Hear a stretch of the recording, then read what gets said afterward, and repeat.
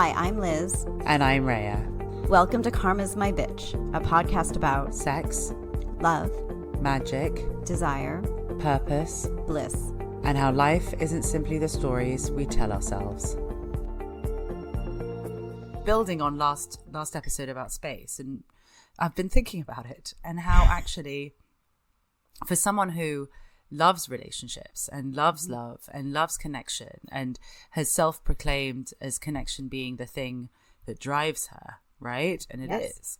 It's funny that I really like space as well. And I realize what it is, because it's one thing to accept someone and all their limitations, and we do that happily, but it's another to feel bound by them.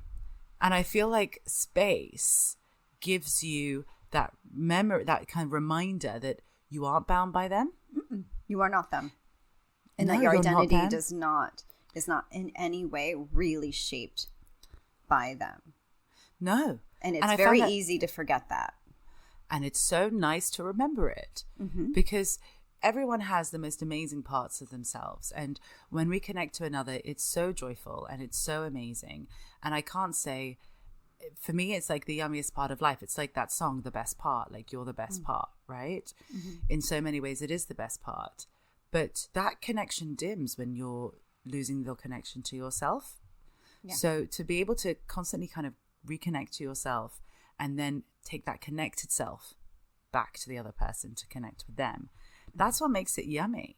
And it's funny because before happy, let's call it that, when I was kind of coming out of my karma, like my one goal was like, I need to be in a relationship and I want to build a house with them and I want to build a life with them and, you know, all that stuff. And yes, I want like the support. You sound really intense about that too. I felt I was really intense about it. But like, and yes, we need support. We need support in our purposes. We need support in our missions. We need support to get through this world. We need support. Sometimes we just need it as simple as loving arms around us at the end of a long day, right?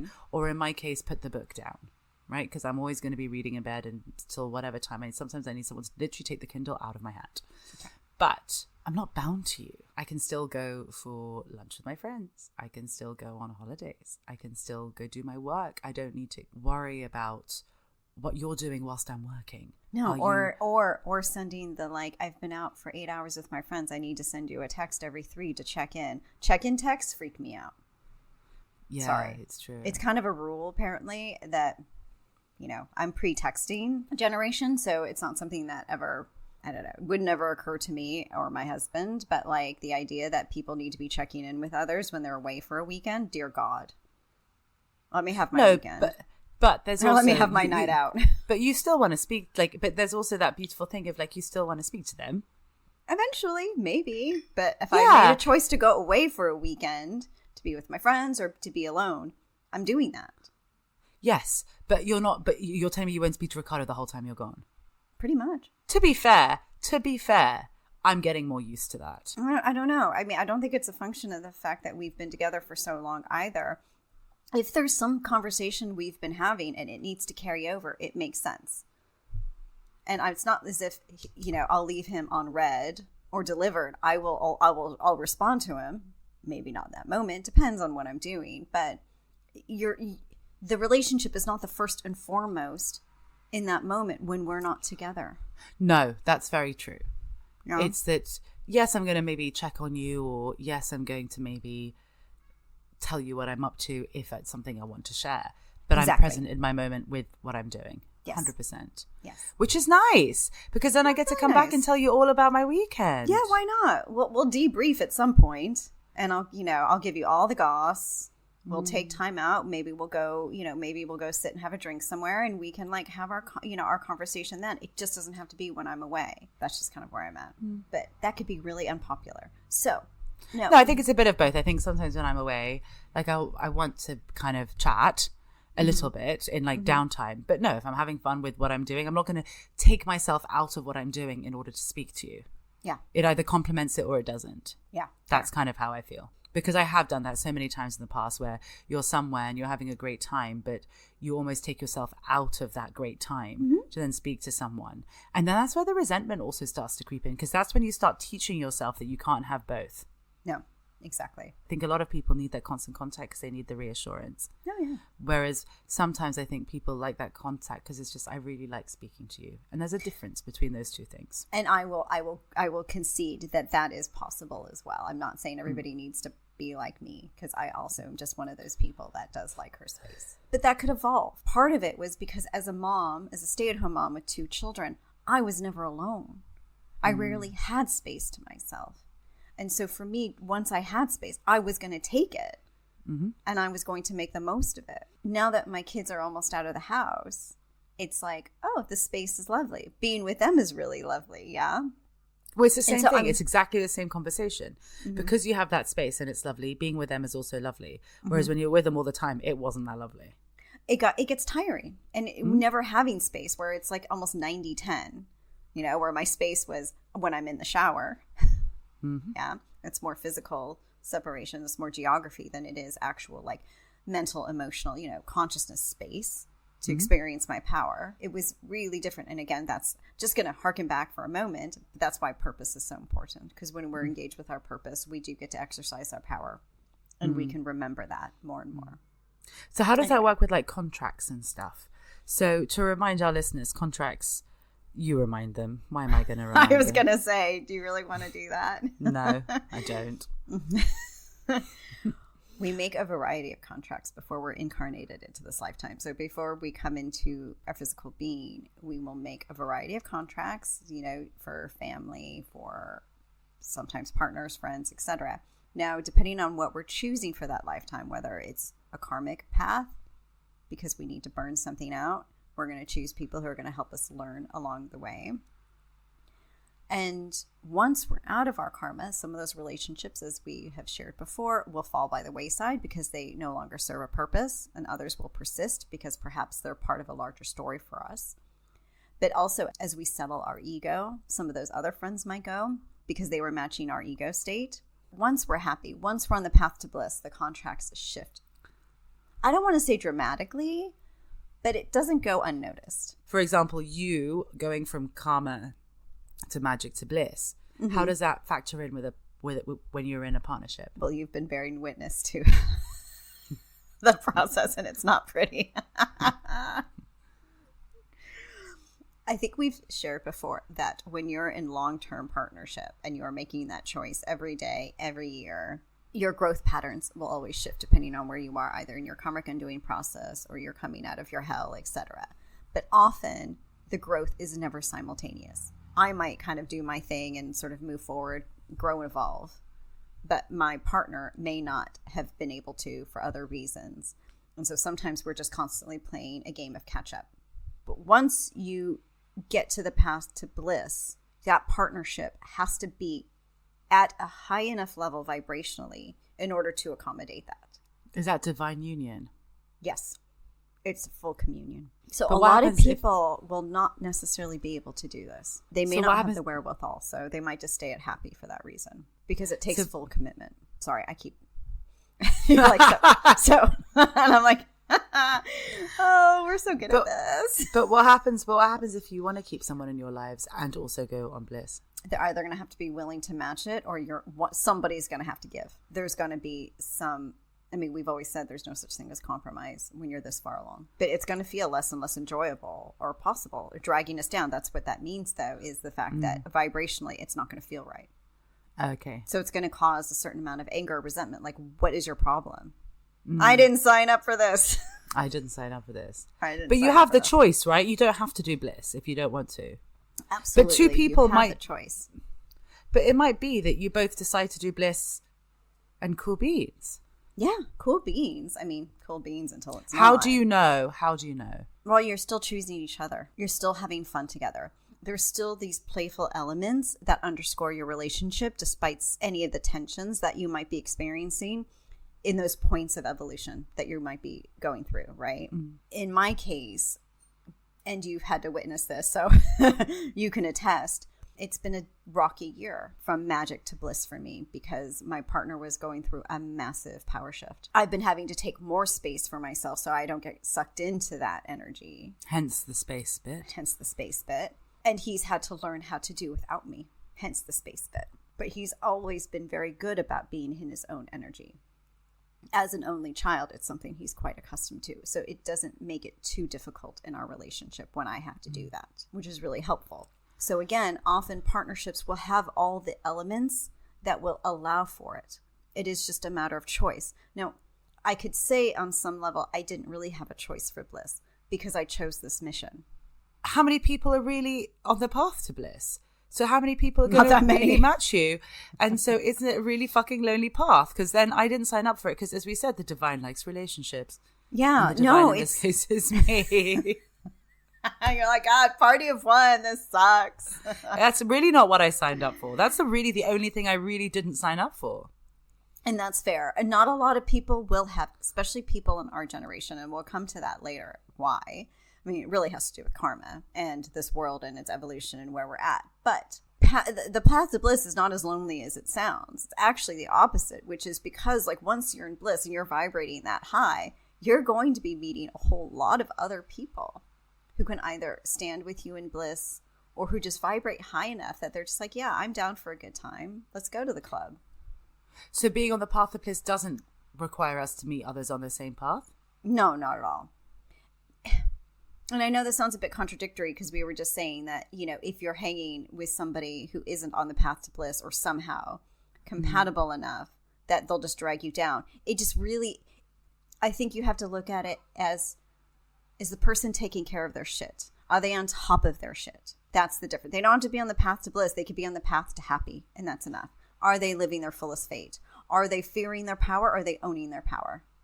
That's the number one right there, isn't it? Yeah, exactly. Are they really trying to like take advantage of their fate, and are they going to explore with you or not? Exactly. And that's how it's the fearlessness. It's the fearlessness, and it's the fun. Because some people in happy are fairly complacent. They can eventually become complacent. And again, bliss will be the antidote to that complacency. So it's really, can we have fun and explore and have all the experiences? They don't need to be on the path to bliss. They can just be living a good fucking life. Yeah, and they could be curious. Curiosity can be driving them. A certain level of humility can be driving them as well. I know that there's more. I know that I don't know everything. Mm-hmm. That's really nice, actually. Yeah, it is really nice. And that's why bliss is not it's not a lonely hearts club. It's not the like, oh, are you on to bliss? You know, are you on the path to bliss so we can be friends? Because I'm super lonely right now. No, it's actually the other way around, which is I'm having such a nice time. Here's somebody who shares a similar interest, or we're just chatting, and you know, maybe they like a certain type of music, and I'm going to this one concert, and maybe they really want to join, and I don't give a shit. Hey, you want to come with me? So what are the prerequisites for partnership then for someone on the path to bliss? Fun is actually number one. The capacity to have fun at all costs. Oh, that's cool. Because fun requires complete freedom. It requires, again, full agency for us to be in our fullest power. Because fun at this stage of our lives, when we're on the path to bliss or we're in magic, that's power. That's not passive good time because my friend decided to scoop me up and take me to the movies. That's not the same thing. I've got a free weekend, so I'm getting on a plane and I'm flying to X. It's active momentum of the divine embodied. I think I just managed to make fun not sound fun. But yeah. Well done. one of my Gold many skills. But I get it. It's just like it's basically it's not the fuck this. It's the fuck it. Yeah. I'm going to have fun. And that's what we were just discussing in episode 1 when I was saying to you, I realized I just wanted all the experiences. Yeah. Because what I actually was saying is I just want to have fun. I want to have a good time. Exactly. I want to take everything that life has to offer. Yeah. And so what I really want is next to me someone who says, yeah, me too. Yeah, precisely. And as you know, my husband and I have been nearing this sort of empty nester stage. That was one of the questions I wasn't necessarily consciously like all the time asking myself. But we had experiences that reminded me we can have fun still. Just because we're that's older. My question. How do you do that when you have children? When you have children and living with children, or post kids? Yes, living. How are you free? Oh my God, the responsibility, it can really choke you. There's various things you can do. Again, it's personal space. Like for me, when I was really tapped into my purpose, I felt so much freer and so much lighter. It was really nice to be with him. For some, it's stolen moments. Some people, they love to define their date nights, which I always felt was rather forced and put too much pressure on the few hours we would get together. So for me, it was really just being able to take time, even if the kids were around, if we were on holiday, just being able to still take an hour or two when we're both relaxed and not in our daily lives. I think it just depends on the individual. So when I'm saying that, like, we might just kind of, people might cross our paths and we're just going to be like, hey, let's go do this. These relationships may stick or they may not. It might just be kind of a fly-by-night kind of, we're hanging out, but maybe I won't see you again and that's no big deal. But there might be other relationships that will stick and you really won't understand why until much later. And those contracts, when it comes to bliss, are often made once we're already incarnated. And we realize that that's the choice we're making. Now, the thing is, you really won't know for a while if that relationship will have legs, but you're also, and this comes later, I think we talk about it in magic, it comes with a level of detachment. Because I'm the divine, being the divine, and I'm having the most of my experiences. You can take it or leave it. But I'm in my fullest power. We have to understand that we may not meet everybody at that level. Because, I mean, as of this recording, the numbers haven't changed. So we're looking at 0.0002% of the population that are at the bliss vibration, and most of them are under the age of 5. Excellent. So I don't think anybody wants me hanging out with their kids, and I don't babysit for free. So I'm like over the whole baby raising. But also, the happier you are, the more people want to stick around you, the more people will want to be around you because you're just so much more naturally attractive. Oh, absolutely. So I guess it's really up to you if you want to choose to hang out with them or not, because they're going to want to hang out with you regardless. Yeah, exactly. And you may not even seek it. There are times when you're like, yeah, I liked that idea when I first thought of it. Now I'm kind of over it. It's not to say that you'll be perceived as flaky, because once you decide, when you're on the path to bliss and you make a decision, and again, it goes back. Magic, remember, requires a certain amount of decisiveness.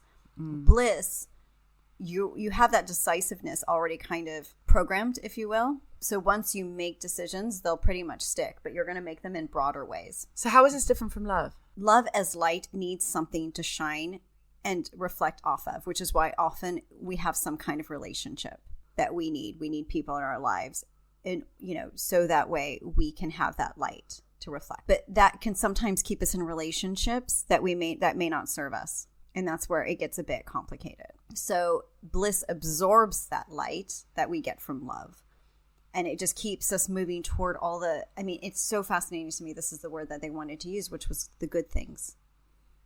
I mean, I think you and I are equating good with fun. It's all the things that continue to serve us is pretty much is how they would define it. So that means that we don't have to deal with like people's unresolved issues, or, just because I love them and I'm going to shine this light and they can see maybe where they can do better and I'm going to help them. You're done holding hands when it comes to bliss. You're like, come join me, have a great time, but deal with your shit. Yeah, and enjoy the vibration. Maybe just being in this vibration for a time is going to inspire you and remind you that you don't have to put up with as much as you think you do. Mm-hmm. But then what if, let's say, your partner who you choose to stay with still has bullshit, still makes like shitty choices or has unresolved issues, how do you manage that? That's a really good question. How am I managing it, Rhea? No, space is the answer. Space. It's just space. And then you decide, am I still going to choose this person? And just not being invested in what they're going through. Because it's important to remember, and this is why compassion was one of the words in our title today. We also have to remember we've been through this too. So we know how much time we needed. We know how many opportunities we might have needed to do better and better. Mm-hmm. We know that, sometimes I just look at my husband and I'm like, if my patience is taxed, I just take a deep breath. I'm like, but I know I went through my own stage, and he was very patient with me when I had some growing up to do. And it doesn't mean it's tit for tat. He did this for me, and therefore I must. No, it's just you understand it. I just understand it. Exactly. You're not othering them and their choices. You're just being like, I said it at some point in one of the magic episodes where I said, I don't regret who I was, because if I hadn't had those things happen, I wouldn't be where I am today. Mm-hmm. And I think that's really important, because you see them going through their stuff and you're like, you know what, you might need a couple more moments to get used to this. And I obviously have a lot of compassion for that, because I took fucking forever to do a lot of things. As we always joke, slow than fast. Mm-hmm. So yeah, you might need more than one chance. And yes, I might remember. Mm-hmm. It might remind me of where you're at, but it doesn't mean that you're stuck there, because I wasn't stuck there either. Yeah. And I think, like, in a way, it's not hope, but it's kind of hope. It's just, I can hold your potential. I can see your potential, but I can still have compassion for where you are, and that is enough. Yeah. And I have a long enough history with you. This may not be the case for everybody, where I've seen you come out the other end every single time. Mm-hmm. So I know that in all likelihood you will. And I'm happy to stick around and live my life, live my purpose, love you, because we still have a good time together. He's not bringing his issues every time we go dancing or every time we go out to dinner.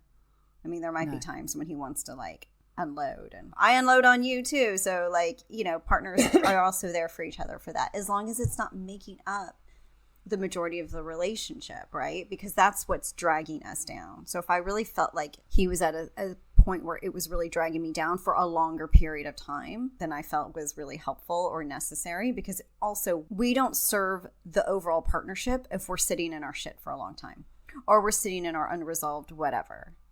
So we also need to know, like, am I seeing that you are still trying to move forward even though you're stuck? So that's kind of how I would say partners can get through that. But, you know, in future generations, a lot of this will just be a given. This sort of in and out of each other's lives, but in positive ways, because, you know, maybe, again, you'll be a friend while I'm living in New York and we'll hang out. But is that going to be enough to sustain a relationship if I move abroad again? Maybe not. But maybe we'll just kind of keep up with each other over social media. That's okay too. And I guess also the more you divest yourself of your issues, and the more other people divest themselves of their issues, like, you're seeing relationship shifts, because I just think there are so many relationships where I was like, I needed to be someone who I no longer was, and I couldn't do that. But then in other situations, maybe someone a bit newer or just someone a bit more open-minded was enough. Yeah. And I'm not just talking about romantic relationships. I'm thinking about all my relationships, to be honest. Yeah. Sometimes you need that space so that you can figure out who you are, and then you can come back together and, you know, create a new relationship within the same people. You just don't know. I mean, think about us, like how many times, you know, how different we've become during the time. And we sometimes take space, and then we come back together, and we take space, come back together. And every time it's a different relationship. We've probably had 1,000 relationships in our one relationship. So when we talk about relationships, it doesn't necessarily have to be like, oh, this isn't working, they're dragging me down, I'm going to go find someone else. It could be, but it could also just be, we're going to just take some space and come back together as who we've become. Yeah. And learn each other again. Yeah. And we might live together during that time. Yeah. But because we're both conscious, I can't say that you're going to sit around and just be so aware all the time of what's going on and approaching them from this, like, calculated or conscious place of, like, everything is natural. It is to be very natural at this stage. And I think what you said was really important and invaluable, which is it's potential. Now, it's not like when you're in your karma and you're giving yourself over to what you perceive as the other person's potential. Yeah, because you see that all the time on social media. Oh, don't fall in love with someone's potential. Damn straight, I fall in love with other people's potential all the time. I fell in love with my own potential. It's how I got here. It's how I realized that potential. Yeah. You can't pretend that potential doesn't exist, because then the world is a really bleak place. Potential does exist. And we have to put our faith in potential, because otherwise we can't realize it. Yeah. But you don't lose yourself in potential either. No. And that's what's always important. We're here for our evolution, occasionally our growth now. But potential is what drives us forward. Potential is part of our fate, because we're realizing potential. We're realizing possibilities. But so too is somebody else. So when we're in relationship with them, we're following that as well. Yeah. So, yeah. This episode is brought to you by Karma Magic Bliss. For more information, resources, and links to our books, check out our website, karmamagicbliss.com, and Karma Magic Bliss across all socials. And if you liked what you heard, please subscribe and leave us a review.